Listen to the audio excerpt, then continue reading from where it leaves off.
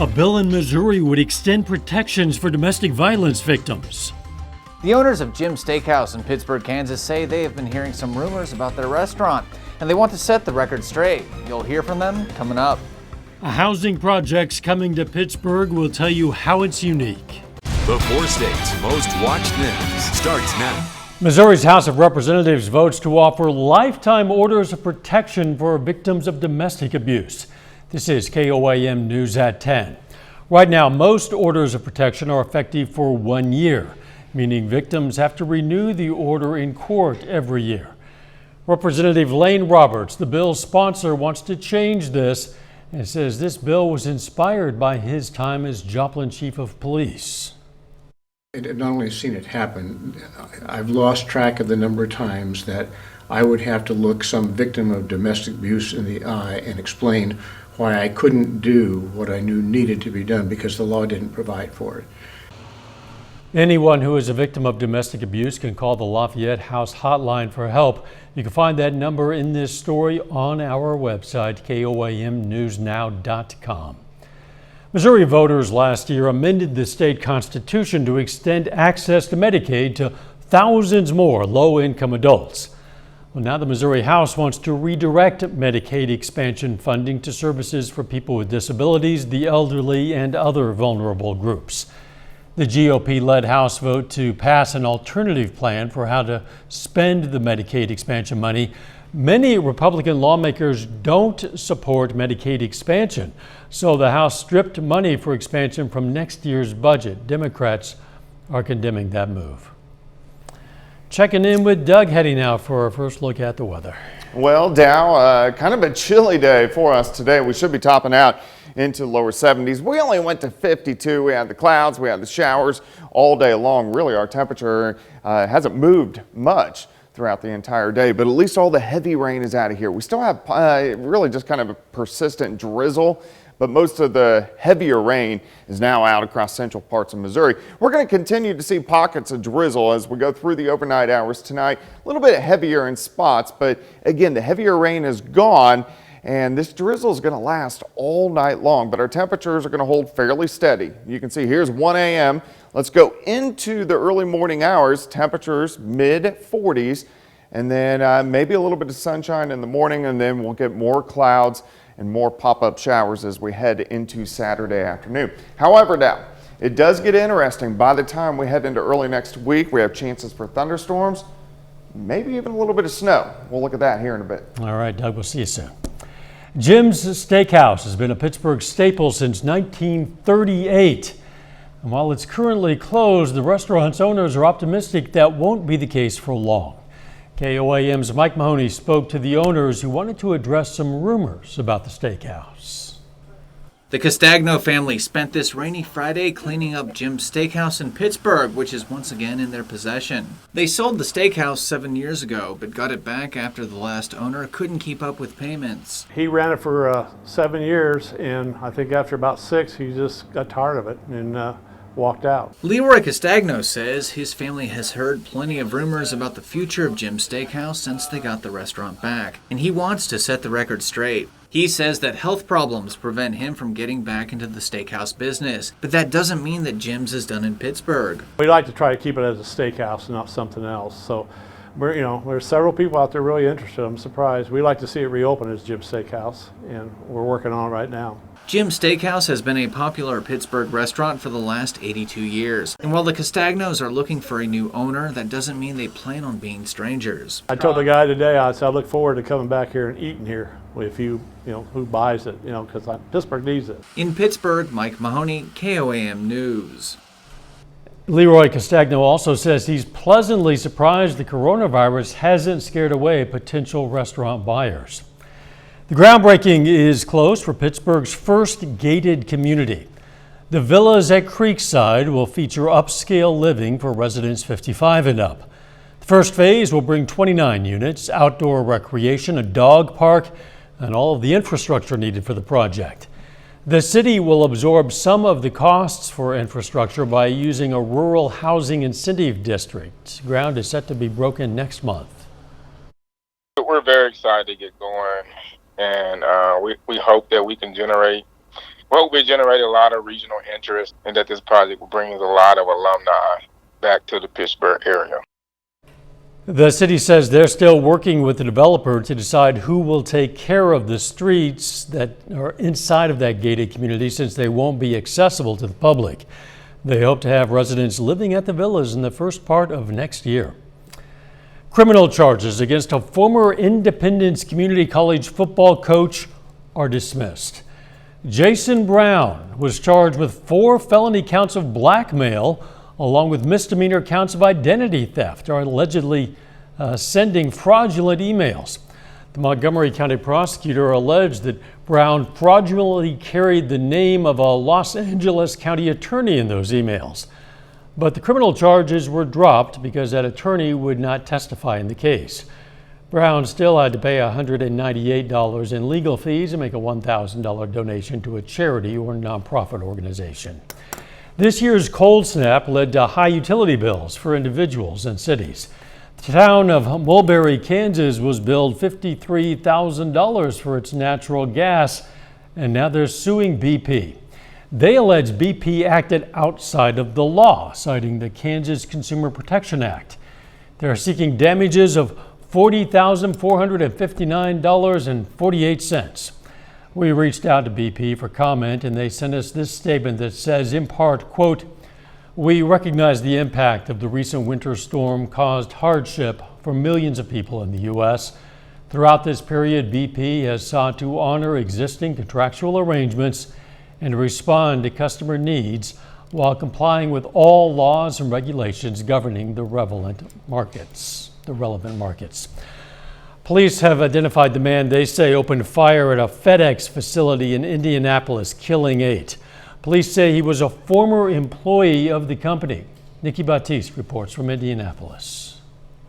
They have an active shooter currently at FedEx. The shooting at this FedEx warehouse near the Indianapolis airport unfolded shortly after the gunman arrived, armed with a rifle. He just appeared to randomly start shooting, and that began in the parking lot, and then he did go into the building. This individual has since been identified as 19-year-old Brandon Hull.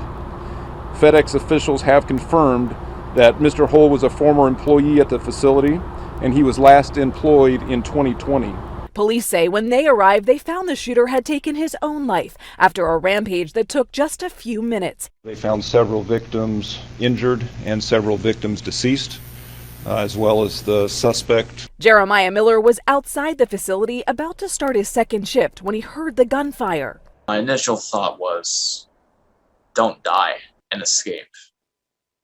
But then when I started seeing everybody roll up from midnight shift, I felt the need to help people.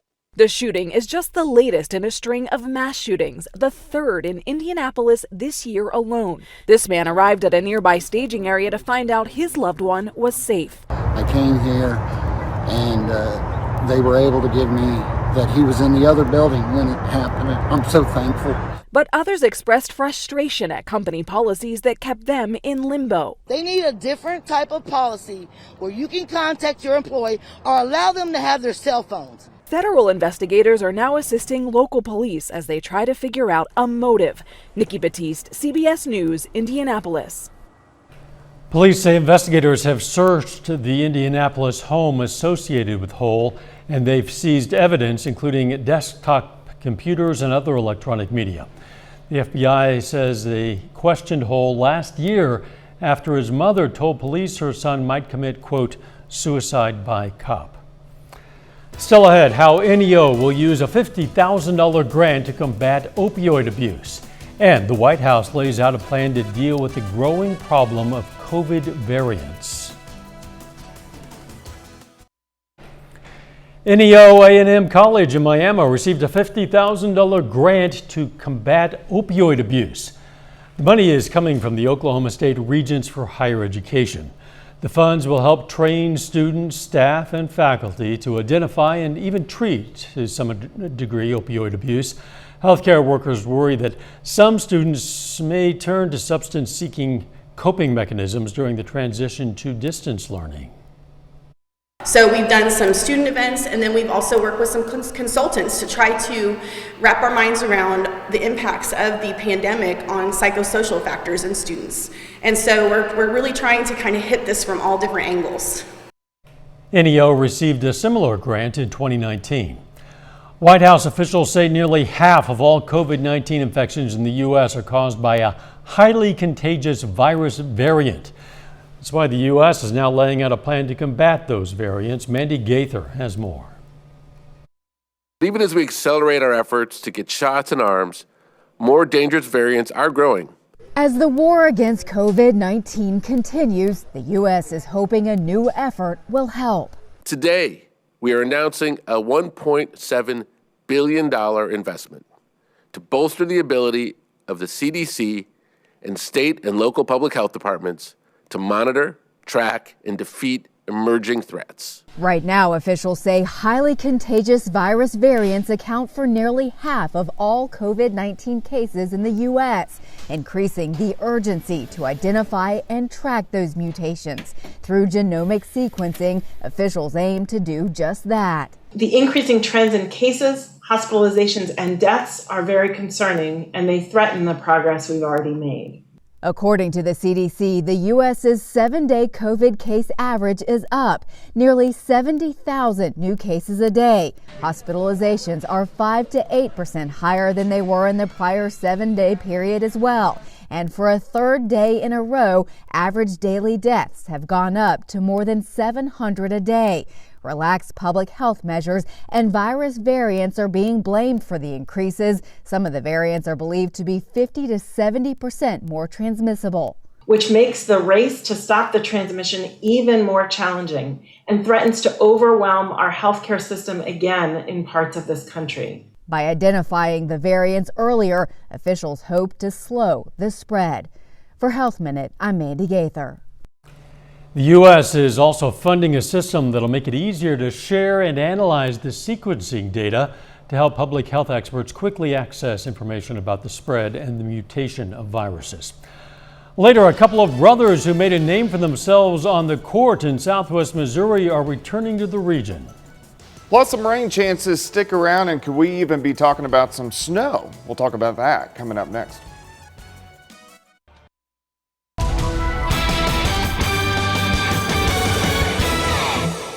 Definitely a cold, dreary day for us today. Temperatures only into the lower 50s for highs. And of course, we had the rain on and off throughout the entire day.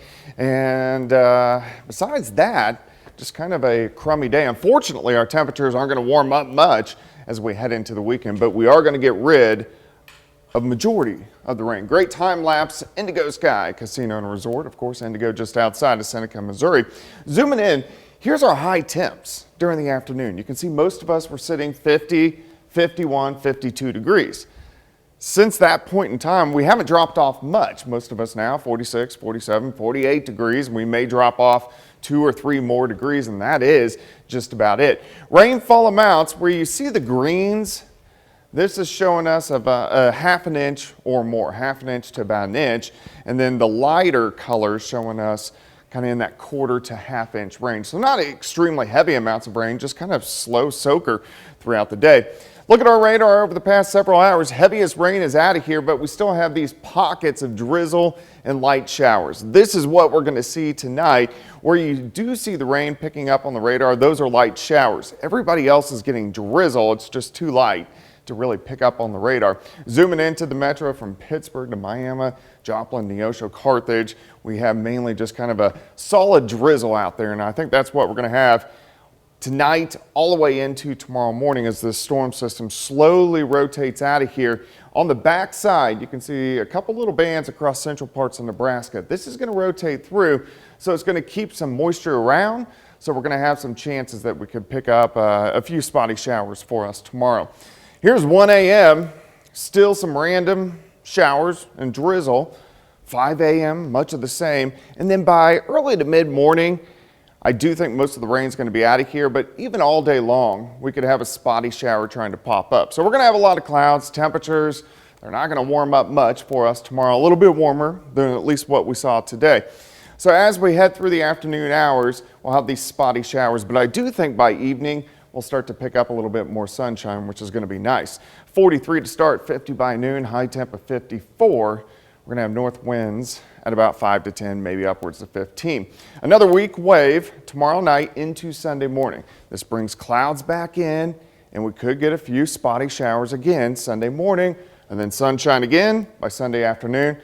A little warmer, upper 50s to near 60 degrees. Gets much warmer by Monday. We're going to shoot near 70, so here's Monday afternoon, but watch the cold front. It sinks in Monday night, could have a few showers and thunderstorms along the front, and then just a cold rain moves in. We drop through the 40s into the 30s, and by Tuesday early morning, we could switch over to snow. And if we do, it could be a heavy wet snow, which could cause some issues. Of course, you never want to get snow or freezing temperatures this late in the spring season, but we got a little stretch of pretty cold temperatures and possibly some snow. 54 tomorrow, 57 Sunday, 67 Monday, but look at those overnight lows. We have 3 nights in a row down into the 30s, which is kind of cold. I'm not hauling the plants in. Well, you can do it one time and then bring them out in a week. Well, yeah, I just hope they can deal with it because I'm not going to try. Thanks. Coming up in sports, the MIAA Volleyball Conference Tournament begins in Topeka. Plus, the Gaiman brothers from Nevada get a chance to reunite on the basketball court. Jacob Leonard has the story next.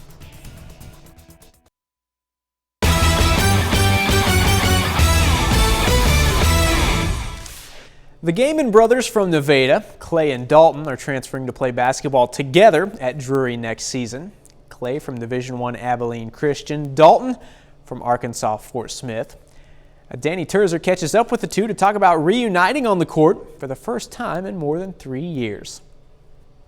The Gaiman brothers haven't shared the basketball court as teammates since 2018. Clay was a senior at Nevada High School, and Dalton was a sophomore. When the opportunity presented itself once again, they couldn't pass it up. Not a whole lot of people get to experience that kind of thing with their brother. The two are transferring to play together at Drury University in Springfield. When they stepped onto the court at their official visit, they knew. I saw him in the same jerseys I was like, dang, I missed this. So we just looked at each other like, this is the right choice for us. Drury offers more than just a chance to reunite. They're in need of a couple guys like us, and everything happened to work out just the right time. They clicked with the coaching staff, too. Coach Foster's a really good guy, and their assistants are guys that have played in the program before, and they're part of the national championship team in 2013. So, I mean, they know what it takes to win. So do Clay and Dalton. Both were Conference Player of the Year in high school. I'm going there to win, and I wouldn't even consider Drury if I didn't think that they were ready to win. And we're ready to win big. We're trying to knock Northwest off the mountain, and that's the whole plan.